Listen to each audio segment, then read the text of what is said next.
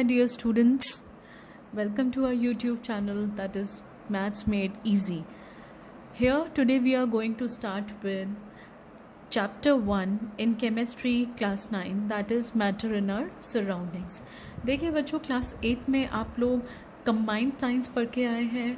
यहाँ पर आपको बायो, फिज़िक्स, केमिस्ट्री सब कुछ डिवाइडेड है. सो केमिस्ट्री में जो हम सबसे पहला चैप्टर स्टार्ट करने जा रहे हैं, that is the very basic of chemistry, that is matter in our surroundings. तो देखिए बच्चों, ये मैटर होता क्या है.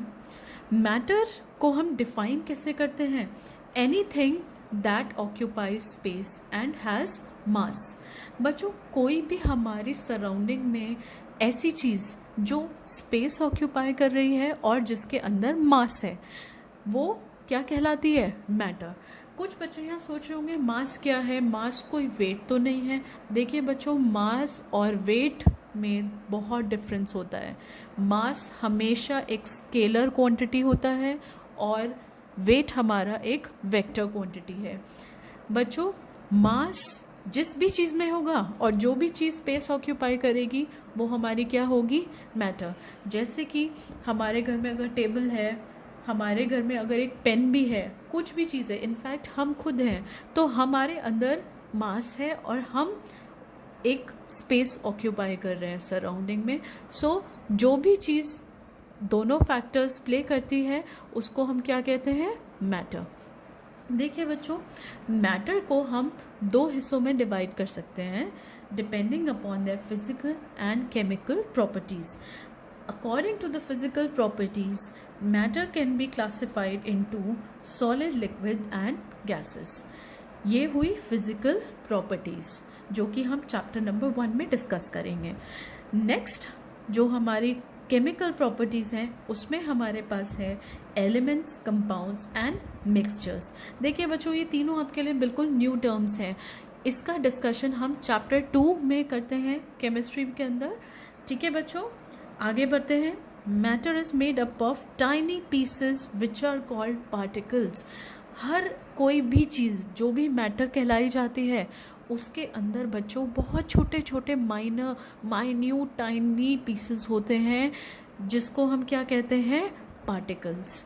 ठीक है बच्चों, आप इसको बिल्कुल एक इस तरह से इमेजिन कर सकते हैं कि एक बिल्डिंग है, सपोज इतनी ह्यूज बिल्डिंग, पर उस बिल्डिंग का एक स्मॉलेस्ट पार्ट, वो बिल्डिंग खड़ी कैसे हुई है, उसका फाउंडेशन कैसे बिल्ट हुआ है? एक ईंट से, एक छोटी सी ब्रिक से. ठीक है, तो हमने ब्रिक को, जब बहुत सारी ब्रिक्स को एडजॉइन किया तो जाके क्या बनी? एक बिल्डिंग बनी. उसी तरह से ब्रिक की तरह मैटर के अंदर हमारे पास क्या होते हैं? पार्टिकल्स होते हैं. सपोज करिए बच्चों, आप अगर एक रेन ड्रॉप की बात करें, कितनी छोटी सी होती है एक रेन ड्रॉप, पर उस रेन ड्रॉप के अंदर भी कितने पार्टिकल्स होते हैं? 10⁻21 पार्टिकल्स ऑफ वाटर. ठीक है बच्चों, यहाँ पर 10⁻21. कैन यू इमेजिन ये कितने सारे पार्टिकल्स होंगे? ठीक है, अब पार्टिकल्स कितने तरह के हो सकते हैं? पार्टिकल्स बच्चों यूजुअली दो तरह के ही होते हैं, एटम्स या फिर मॉलिक्यूल्स. हम जैसे ही केमिस्ट्री में फर्दर डिस्कशन करेंगे, हम आगे चैप्टर्स में प्रोग्रेस करेंगे, चैप्टर 2, चैप्टर 3, तो थर्ड चैप्टर के अंदर केमिस्ट्री में एटम्स और मॉलिक्यूल्स को बहुत एलैबोरेशन में डिस्कस किया गया है. ठीक है बच्चों, तो हम अभी एटम्स और मॉलिक्यूल्स आगे पढ़ेंगे. पार्टिकल्स बच्चों कितने टाइप के हो गए?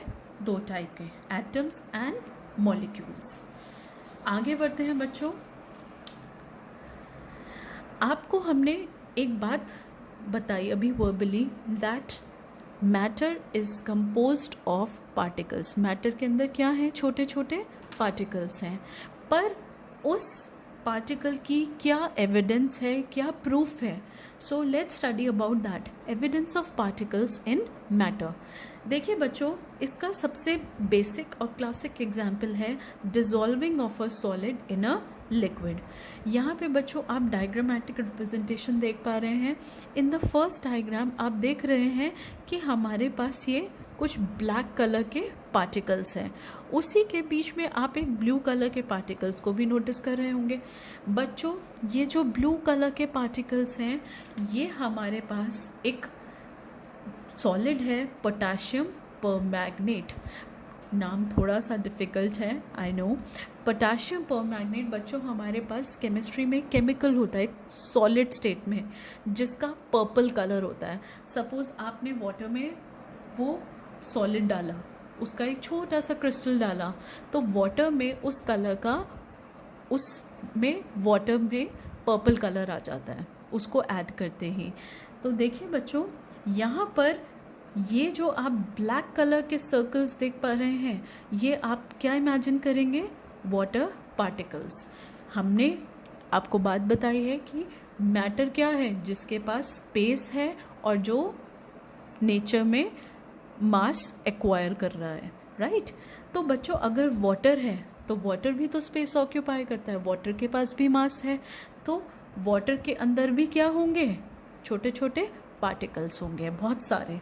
These particles can be in millions, billions, ये बहुत सारे नंबर्स में होते हैं बच्चों, ठीक है। अगर आप एक छोटी सी चीज़ को भी इमेजिन करते हैं, सपोज आपने रेन ड्रॉप को एज एन एग्जाम्पल कोट किया था, तो उसमें कितने पार्टिकल्स थे? 10⁻21। Imagine, so much in number. देखिए बच्चों, यहाँ पे वाटर के पार्टिकल्स हैं। वाटर के पार्टिकल में ये जो आप ब्लू कलर के छोटे छोटे सर्कल्स देख रहे हैं आपस में एडजॉइन, ये क्या है बच्चों? Potassium permanganate crystal. जैसे एक चीनी का दाना होता है, आप उस चीनी के दाने को क्या कहते हैं? Sugar crystal. इसी तरह से पोटाशियम परमैंगनेट, जो कि पर्पल कलर का एक सॉलिड है, उसका भी छोटा सा एक क्रिस्टल होता है, पर उस क्रिस्टल के अंदर, छोटे से दिखने वाले क्रिस्टल के अंदर भी crore and millions of particles हो सकते हैं, राइट। तो हमने इमेजिन कर लिया कि क्रिस्टल में कुछ इस तरह से पार्टिकल्स शो होंगे। अब जैसे ही हमने इसको डिसॉल्व किया वाटर में, तो क्रिस्टल के अंदर जो पार्टिकल्स थे, अब वो जाकर वाटर के पार्टिकल्स में सेपरेट हो रहे हैं। Can you notice them? ये ब्लैक कलर के वाटर के पार्टिकल्स हैं, उनके बीच में ये ब्लू ब्लू कलर के क्या हैं? पोटाशियम परमैंगनेट के पार्टिकल्स हैं, which are separating from the crystal. क्योंकि क्रिस्टल अब घुलने की कोशिश कर रहा है, तो उसके पार्टिकल्स वाटर के अंदर डिस्ट्रीब्यूट हो रहे हैं। कुछ इमेजिनेशन कर पा रहे हैं बच्चों आप? देखिए आगे क्या होगा इसमें। जैसे ही पूरा क्रिस्टल इस वाटर में घुल जाएगा, तो आपके सामने कुछ इस तरह की पिक्चर आएगी कि सारे के सारे जो पार्टिकल्स थे पोटाशियम परमैंगनेट के अंदर, वो इन वाटर के पार्टिकल्स के साथ कंप्लीटली मिक्स हो चुके हैं। तो अब अगर हम ये चीज़ बिल्कुल प्रैक्टिकली ऑब्जर्व करें, तो आपके पास जिस पानी में, क्लियर वाटर के अंदर आपने एक छोटा सा पोटाशियम परमैंगनेट का क्रिस्टल डाला, अब वो पानी किस कलर का हो जाएगा? It will be of a purple colour, ठीक है। वो एक पर्पल कलर का सोल्यूशन बन जाएगा, ठीक है। जैसे आपने पानी में जरा सा एक बूंद इंक डाली, ब्लू कलर की इंक, तो पानी किस कलर का हो जाएगा बच्चों? ब्लू कलर का। बिल्कुल उसी तरह से हमारे पास पोटाशियम परमैंगनेट का एक छोटा सा क्रिस्टल डालते ही वो सोल्यूशन किस कलर का हो जाता है? पर्पल कलर का। ये क्यों हो रहा है बच्चों? क्योंकि पोटाशियम परमैंगनेट के अंदर, एक क्रिस्टल के अंदर क्या है? उसके छोटे छोटे पार्टिकल्स हैं। ये एक्सपेरिमेंट हमें ये प्रूफ दे रहा है, ये एविडेंस दे रहा है कि यस, एक मैटर के अंदर पार्टिकल्स की प्रेजेंस होती है, ठीक है बच्चों। इस तरह से हम बहुत चीज़ें इमेजिन कर सकते हैं। लाइक आप घर में एक पानी के ग्लास में अगर एक चम्मच नमक डालते हैं, तो थोड़ी देर के बाद जब आप नमक को डिसॉल्व करते हैं, नमक तो गायब हो जाता है, पर पानी के अंदर आप नोटिस करें एक सॉल्टी टेस्ट डेवलप हो जाता है। वो टेस्ट क्यों डेवलप होता है बच्चों? Because of particles. सॉल्ट जो आपने डाला क्या था? मैटर था। मैटर के अंदर क्या होते हैं बच्चों? पार्टिकल्स होते हैं। उन्हीं पार्टिकल्स की वजह से क्या डेवलप हुआ है? सॉल्टी टेस्ट डेवलप हुआ है। आगे बच्चों बात करते हैं कैरेक्टरिस्टिक्स ऑफ पार्टिकल्स। आगे बढ़ने से पहले बच्चों यहाँ पे मैं आपको बताना चाहूँगी पोटाशियम परमैंगनेट का फॉर्मूला होता है, हम इसको लिखते कैसे हैं शॉर्ट में, KMnO4, and it is a purple coloured solid. आगे बढ़ेंगे टूवर्ड्स आवर नेक्स्ट टॉपिक। जब हमने पूरी बात बताई आपको कि मैटर है, मैटर के अंदर पार्टिकल्स है, उन पार्टिकल्स के क्या क्या फीचर्स हो सकते हैं, क्या क्या कैरेक्टरिस्टिक्स हो सकते हैं, let's elaborate and discuss. First point about characteristic of particles of matter is that the particles of matter are very very small. हमने कहा कि पार्टिकल्स कैसे होते हैं, बहुत बहुत बहुत छोटे, मतलब हम इमेजिन नहीं कर सकते, हम उसको एक माइक्रोस्कोप से नहीं देख सकते, तो आप इमेजिन कर सकते हैं कि वो कितने छोटे होंगे, राइट बच्चों। यहाँ पर particle of matter are very very small, इसको हम कैसे एक्सपेरिमेंटली शो करेंगे, ये बच्चों मैं आपको एक डायग्राम के थ्रू समझाना चाहूँगी। अभी आपने बच्चों पीछे एक एक्सपेरिमेंट देखा जहाँ पर आपने वाटर के अंदर क्या डिसॉल्व किया था, पोटाशियम परमैंगनेट। पोटाशियम परमैंगनेट आप जैसे ही डिसॉल्व करते हैं बच्चों, तो इस तरह एक पर्पल कलर का सॉल्यूशन तैयार हो जाता है, ठीक है बच्चों। अब इस पूरे सॉल्यूशन में जहाँ पर आपका एक डीप पर्पल कलर डेवलप हो गया है, आप क्या करेंगे बच्चों, इसमें से, इस पूरे सॉल्यूशन में से आप 10 ml अलग से एक क्लियर वाटर में ऐड करेंगे। क्लियर वाटर जो एक बीकर में प्रेजेंट होगा, जैसे ही आप उसमें 10वां हिस्सा डालेंगे, 10 ml ऐड करेंगे, तो कलर थोड़ा सा लाइट हो जाएगा। अब बच्चों फिर इस सॉल्यूशन में से जब आपने 10 ml अलग करके एक नया फ्रेश बीकर लिया जिसमें आपने वाटर फिल किया, फिर आपने जब वो 10 ml इसमें ऐड किया तो कलर आपकी बार और लाइट हो गया। उसके बाद बच्चों फिर आपने इसका 10 ml एक्सट्रैक्ट आउट किया और आपने एक क्लियर फ्रेश बीकर लेकर पानी से भरकर वो 10 ml फिर से वाटर में ऐड किया। फिर से क्या होगा बच्चों, अब की बार कलर और फेंट हो जाएगा। ऐसे करते करते जब आप रिपीटेडली एक्सपेरिमेंट करेंगे तो लास्ट में आप देखेंगे कि एक बिल्कुल फेंट सा पर्पल कलर डेवलप हो रहा है। देखिए इसका क्या मतलब है, इस एक्सपेरिमेंट से आपको क्या प्रूव हो रहा है बच्चों, जब आपने स्टार्टिंग में एक क्रिस्टल डाल के डीप पर्पल कलर सॉल्यूशन तैयार किया, तो उस एक छोटे से क्रिस्टल के अंदर बहुत सारे पार्टिकल्स थे जो वाटर के पार्टिकल्स में मिक्स हो गए, राइट, जिसकी वजह से पर्पल कलर का सॉल्यूशन तैयार हुआ। अब जब आपने उसमें से 10 पार्ट अलग करके नए बीकर में ऐड किया जिसमें पानी फिल था, तो कलर अब की बार क्या हो गया, लाइट हो गया। क्यों? क्योंकि अब आपने पार्टिकल्स को कम कर दिया है, पार्टिकल्स का अमाउंट आपने कम कर दिया है। जैसे जैसे आप पार्टिकल्स का अमाउंट कम करते जाएंगे टर्न बाय टर्न और फेंट कलर डेवलप होता जाएगा, it will prove that the particles are very very small in nature, right. वो जितने स्मॉल हैं और जितना हम उनका अमाउंट रिड्यूस करते जाएंगे उसका इफ़ेक्ट भी कम होता जाएगा। आई होप बच्चों आपको इस एक्सपेरिमेंट से क्लियर हुआ होगा। ओके बच्चों, next let's move on to our next characteristic. The particle of matter have spaces between them. इस बात को बच्चों हम कैसे प्रूव करेंगे? देखिए बच्चों, हमने ये कहा है कि कोई भी मैटर है, मैटर के अंदर पार्टिकल्स हैं। अब हम ये कह रहे हैं कि उन पार्टिकल्स के बीच में क्या है, स्पेसेस हैं। ये बात कैसे प्रूव होती है बच्चों? Let's see with this experiment. आपने एक बीकर लिया है जिसमें वाटर ऐड करके 100 ml वाटर ऐड करने के बाद हमने उसमें 50 ग्राम्स शुगर को ऐड किया है। ये एक्सपेरिमेंट तो बच्चों हम घर पे भी करके देख सकते हैं। ऑलराइट, जैसे ही हमने वाटर में शुगर को ऐड किया और उसको स्टर किया, आप नोटिस करेंगे कि एक शुगर का सॉल्यूशन तैयार हो गया है। और अगर आप उसको टेस्ट करेंगे तो आपको शुगरी टेस्ट फील होगा, मीठा मीठा टेस्ट आएगा। अब ये मीठा टेस्ट क्यों आ रहा है और आपके माइंड में एक क्वेश्चन आएगा कि ये जो हमने 50 ग्राम्स की शुगर डाली है वो शुगर डिसअपियर कहाँ हो गई। शुगर तो एक सॉलिड है, सॉलिड हमारा मैटर है, राइट। मैटर के अंदर क्या है बच्चों, छोटे छोटे पार्टिकल्स हैं।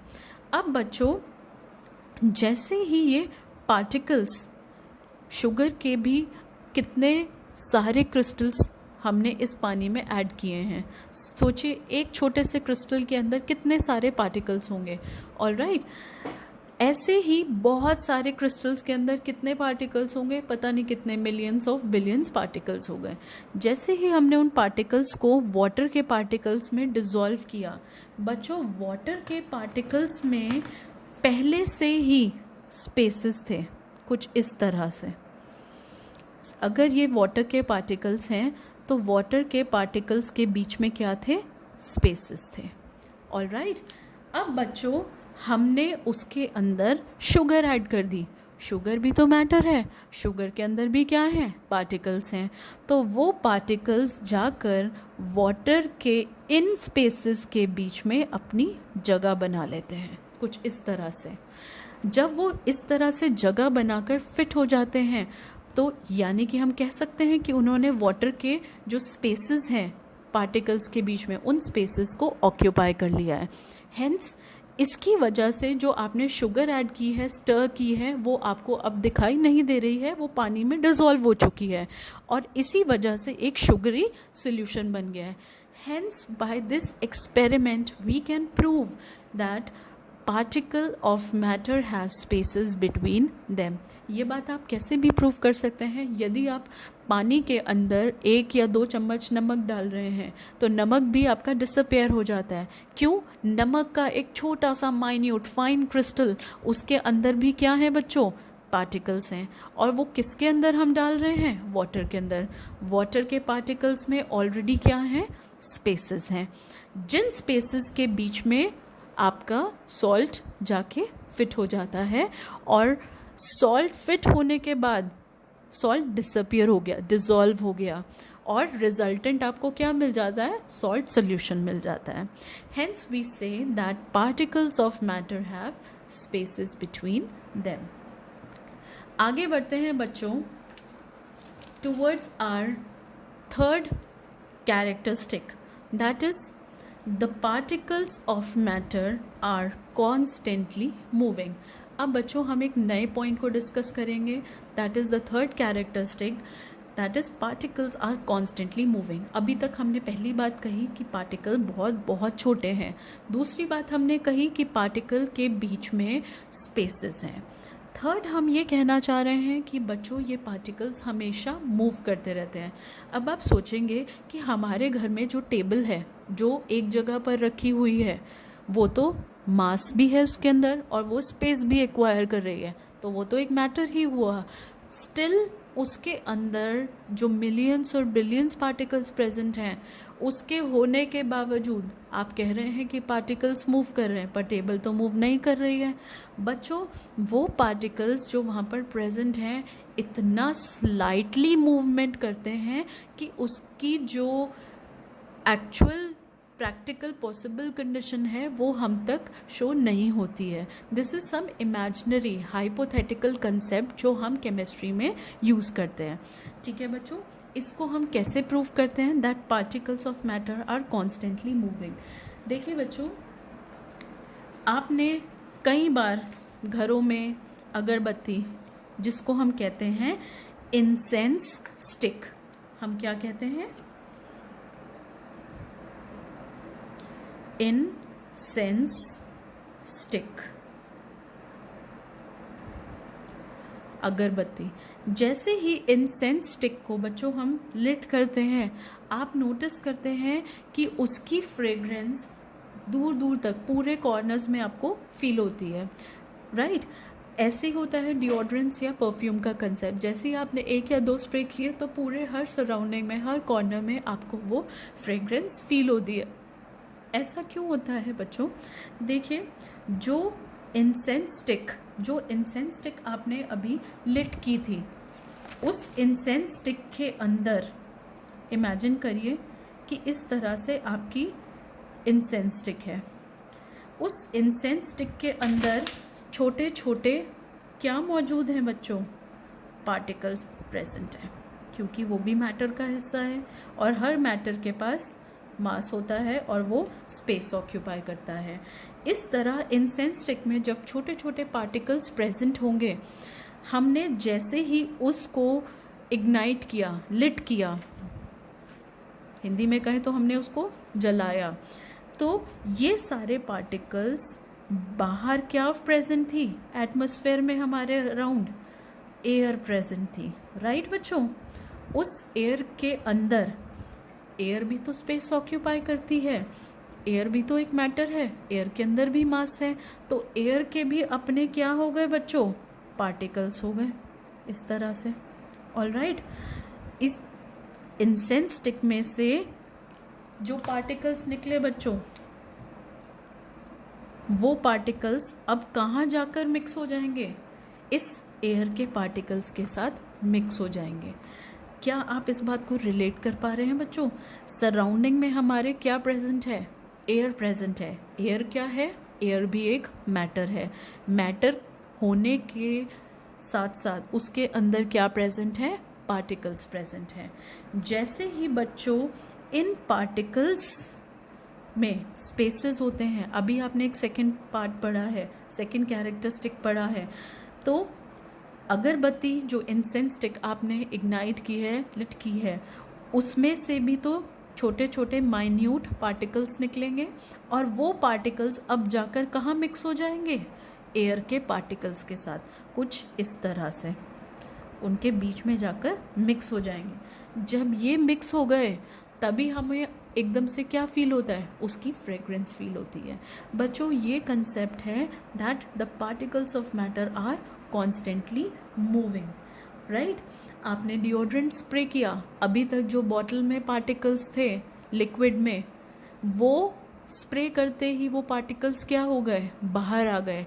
और बाहर क्या प्रेजेंट थी बच्चों? एयर। एयर के पास क्या प्रेजेंट थे? पार्टिकल्स। तो एयर के पार्टिकल्स के साथ मिक्सिंग होने पर हमें वो फ्रेग्रेंस फील हुई। जब ये पार्टिकल्स मूव करते हैं तभी तो जाकर वो मिक्स होते हैं। सीधा सा कंसेप्ट है, जब तक मूवमेंट नहीं होगी तब तक ये मिक्सिंग भी नहीं होगी। Hence we can say that particles of matter are constantly moving. देखिए बच्चों, आई होप ये आपको पॉइंट क्लियर हुआ होगा इस इजी से एग्जाम्पल से। बढ़ते हैं बच्चों नेक्स्ट हमारे कैरेक्टरिस्टिक की तरफ, that is the last characteristic, the particles of matter attract each other. अब हम एक डिफरेंट बात कर रहे हैं कि पार्टिकल्स जो एक मैटर के अंदर प्रेजेंट हैं वो आपस में एक दूसरे को अट्रैक्ट करते हैं, ठीक है? सपोज आपके पास ये एक पार्टिकल है और ये दूसरा पार्टिकल है, तो ये दोनों बच्चों आपस में एक दूसरे को अट्रैक्ट करते हैं, ठीक है? बिल्कुल आप इस तरह से इमेजिन कर सकते हैं, हमारे पास बच्चों ये दो पेन्स हैं, इन दो पेन्स को हमने बहुत टाइटली बाइंड कर दिया, स्ट्रॉन्गली।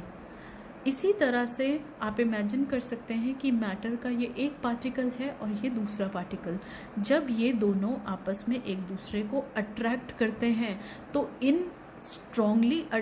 इस स्ट्रॉन्ग अट्रैक्शन से हमें इन दोनों को अलग अलग करना बहुत मुश्किल हो जाता है। समझिए, जितनी ज़्यादा स्ट्रेंथ होगी, जितना ज़्यादा टाइटली कोई चीज़ पैक होगी, सपोज करिए ये आपके पास पार्टिकल्स हैं, जितना ज़्यादा टाइटली बाइंड होंगे, स्ट्रॉन्गली आपस में एक दूसरे को अट्रैक्ट करेंगे, उतना ही इनको अलग अलग करना मुश्किल हो जाएगा।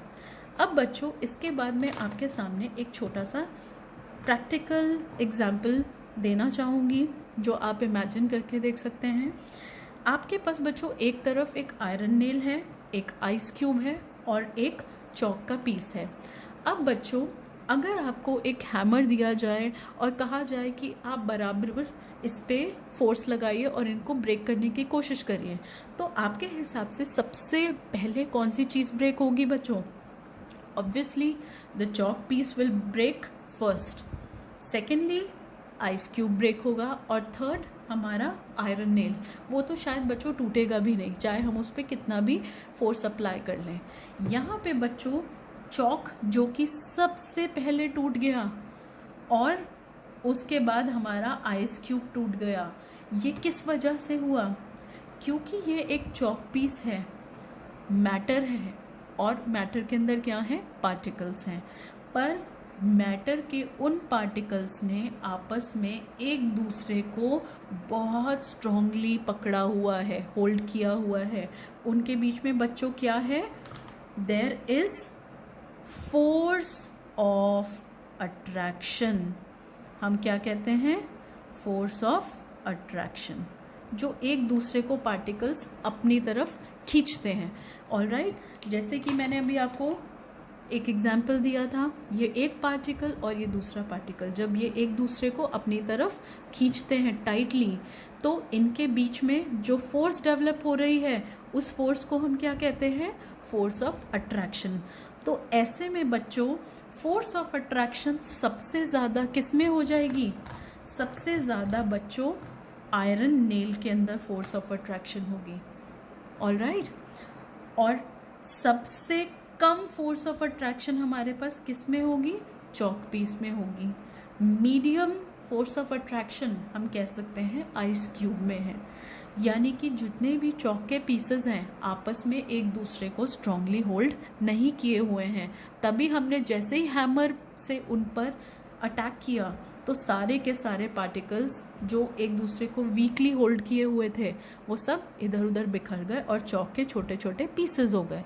दूसरी बात, जब हमने आइस क्यूब पे हैमर से हिट किया तो आइस क्यूब भी आराम से टूट गया। क्यों? क्योंकि आइस क्यूब के अंदर जितने भी पार्टिकल्स थे उन पार्टिकल्स ने भी आपस में एक दूसरे को बहुत कम फोर्स से होल्ड किया हुआ था। The force of attraction was not as strong as it should be. ठीक है, तभी उस कम फोर्स की वजह से वो इजीली ब्रेक हो गया। अब बात करें अगर आयरन नेल की, तो उस पर अगर आप कितनी भी बार हैमर से हिट कर लेंगे तब भी आयरन नेल बिल्कुल भी डैमेज नहीं होगा। वो अपनी शेप चेंज कर लेगा बट टूटेगा नहीं। वाई? क्योंकि आयरन के जितने भी अंदर छोटे छोटे पार्टिकल्स प्रेजेंट हैं उन पार्टिकल्स के बीच में फोर्स ऑफ अट्रैक्शन कैसा है? सबसे सबसे सबसे ज़्यादा हाई है, मैक्सिमम है। इतनी स्ट्रांगली पार्टिकल्स ने एक दूसरे को होल्ड किया हुआ है कि वो आपस में अलग हो ही नहीं सकते हैं। आई होप बच्चों आपको ये चारों कैरेक्टरिस्टिक समझ आए होंगे।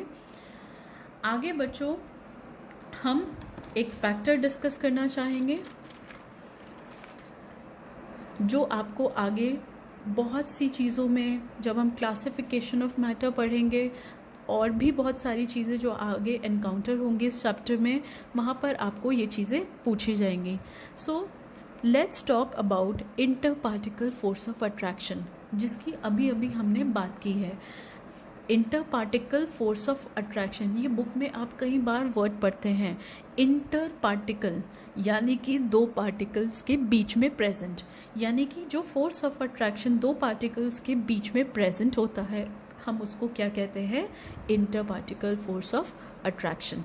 बिल्कुल इस तरीके से आप इमेजिन कर सकते हैं कि अगर ये एक पार्टिकल है और ये दूसरा पार्टिकल है, ये दोनों आपस में एक दूसरे को खींच रहे हैं, तो इंटर पार्टिकल फोर्स यानी कि जो फोर्स ऑफ अट्रैक्शन है इन दोनों पार्टिकल्स के बीच में प्ले हो रहा है।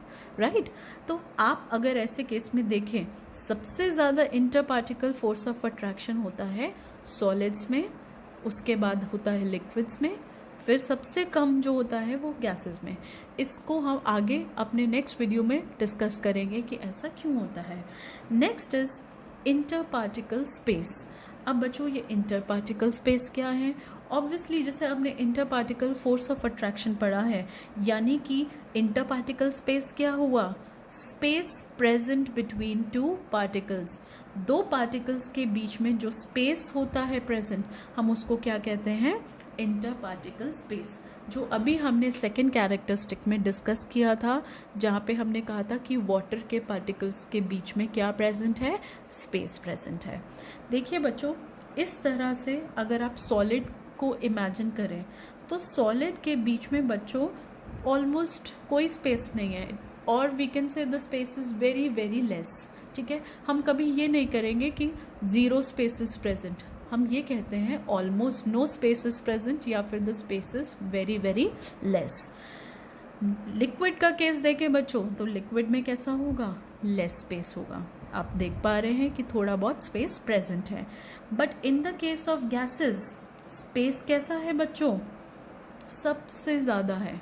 यानी कि इंटर पार्टिकल स्पेस सबसे ज़्यादा किस में, गैसेस में, सबसे कम किस में, लिक्विड्स में, उससे ज़्यादा किस में, सबसे कम किस में, सॉलिड्स में।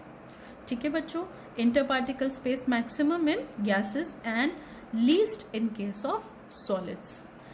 यहाँ पे बच्चों हम जो नेक्स्ट वीडियो में डिस्कस करेंगे that will be classification of matter. बच्चों इस वीडियो को हम यहीं पर क्लोज करते हैं। नेक्स्ट हम अपनी वीडियो में क्लासिफिकेशन ऑफ मैटर पढ़ेंगे और आगे हम डिफ्यूजन और ब्राउनियन मोशन जैसे सब्जेक्ट्स पढ़ेंगे। टिल देन आप लोग अपनी बुक से भी रीडिंग करें और इस वीडियो में जो भी आपको चीज़ें क्लियर नहीं हो रही हैं आप कमेंट सेक्शन में हमें बता सकते हैं फीडबैक देकर। आई होप बच्चों आपको इस वीडियो से रेलेवेंट हेल्प मिली होगी। अगर आपको ये वीडियो हेल्पफुल लगी है तो प्लीज़ एक लाइक सब्सक्राइब दें। See you in the next video. Till then bye bye, take